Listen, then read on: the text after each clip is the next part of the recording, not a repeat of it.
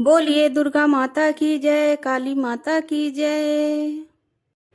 काली नाम तोहार है जननी, दुर्गा नाम तोहार।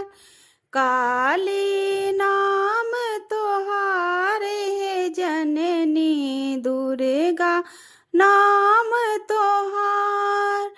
कौन दिन आहे माता आहाँ के जन्म भेल, कौन दिन आहे माता आहाँ के जन्म भेल, कौन दिन भेले छठियार है जननी, दुर्गा नाम तोहार।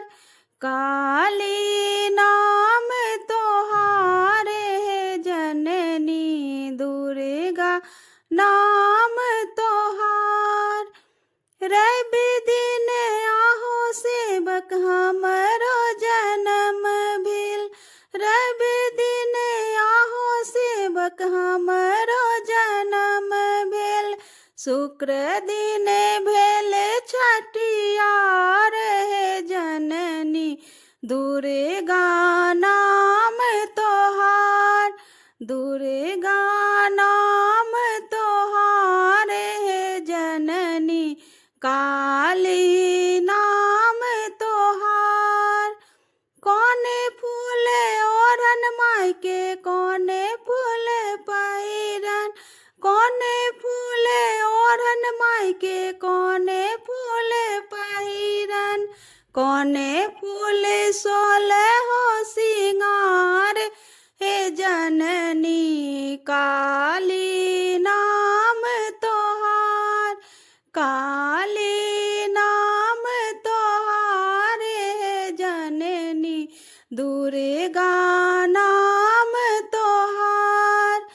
बेली फूल ओढ़न माई के, चमेली फूल पहिरन, बेली फूल ओढ़न माई के, चमेली फूल पहिरन। उड़हुल फूल सोलह हो सिंगार है जननी, काली नाम तोहार। काली नाम तोहार है जननी, दुर्गा नाम तोहार। दुर्गा नाम तोहार।